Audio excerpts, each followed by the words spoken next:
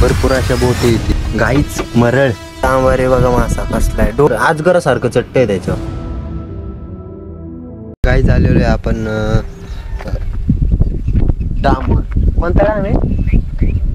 कोणता डाम आहे? उसनी डामवर. सो तिथं बोटी वगैरे बघू शकता. भरपूर अशा बोटी आहेत तिथं.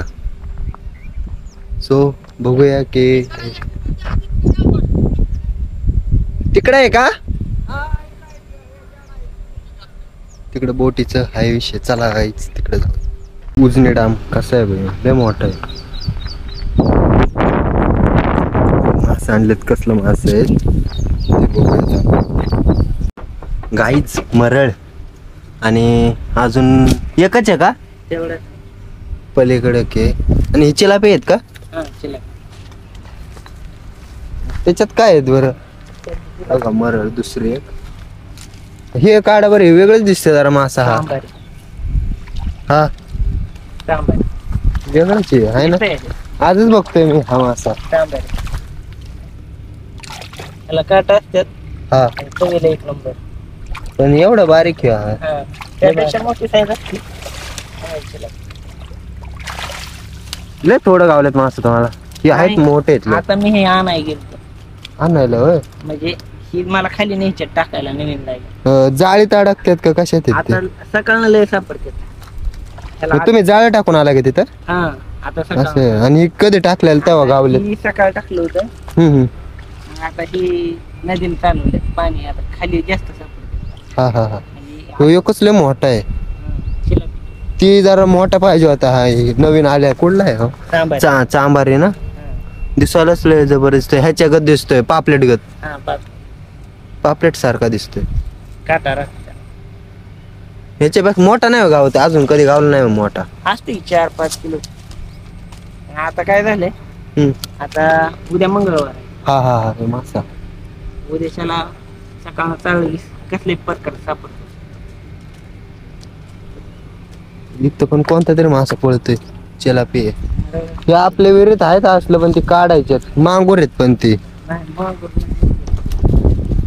मांगूर ती काढायच्यात. एक 1.5 किलोच असेल एक. असे 4 मासे आहेत. त्याला बाजार नाही म्हणजे आम्ही ती काढून टाकून देणार आहे. ते काय होतं मासे खाऊन टाकते. उपयोग बी नाही त्याचा काय. नाही कोण खातच नाही ते तसलं. जबरदस्त मासा.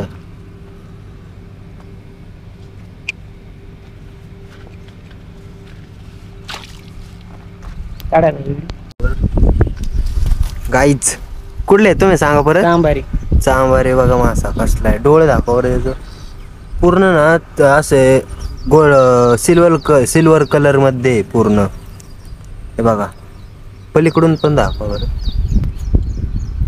जबरदस्त मासा आहे. आणि आज मासा आपण आजच बघतोय. चांबारी मासा. अजून कोणत्या कोणत्या प्रकारचं गावतात मासे? मरळ, चांबारी, चिलापी एवढेच. आता सध्या वांब पाणी वाढल्यामुळं सापडत. तर कटला रोह सापडते. पण सकाळ रोह पण गावते. सकाळ होता माझ्याकडे. आम्ही कसं आहे आता आज पण सोमवार आहे आणि ना लांबून आलोय का पुण्यावरून आलोय. बरं फिरायसाठी बोटिंग? नाही ह्याला आज बार इकडे गेलतो कर्नाटकला फिराय असंच. हा गाणगापूरला श्रीदत्तांचं मंदिर आहे तिकडे गेलतो. त्यासाठी मासे चांगले आहेत मोठे असे. मरळ काढा व्हिडिओ. मरळ काढा बरं बाहेर जरा. उडी मारत ते मरत नाही लवकर. घरी मोठे आहे ते 5-6 आहे. असं सापासारखं असं हे आहे त्याच. बाकी असं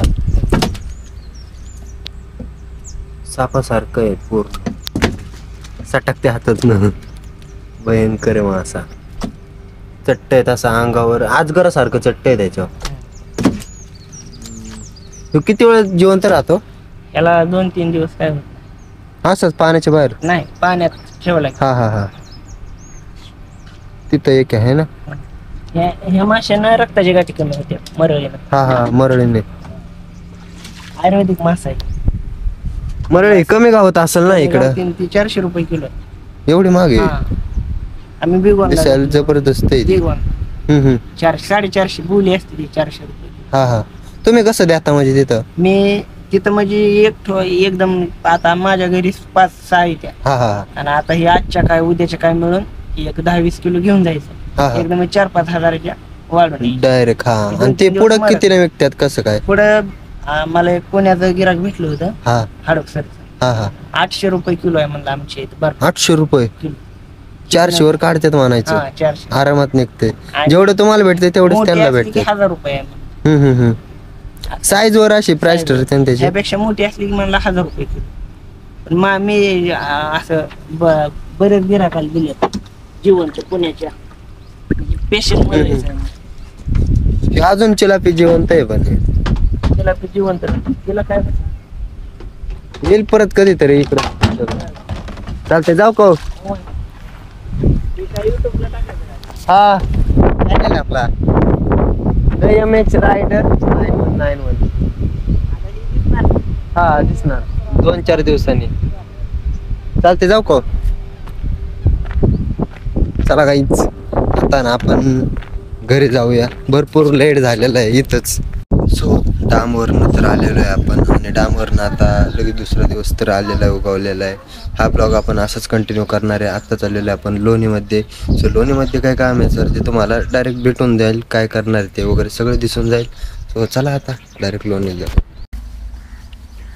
सो जस्ट लोणी काळभोरमध्ये आलेलो आहे, आणि आतमध्ये भरपूर असं आतमध्ये तिथं आपल्याला देवाला नैवेद्य वगैरे ठेवायचा होता.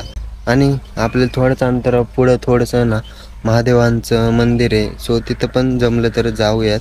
सो हे मंदिर महादेवाचं शिवकालीन मंदिर.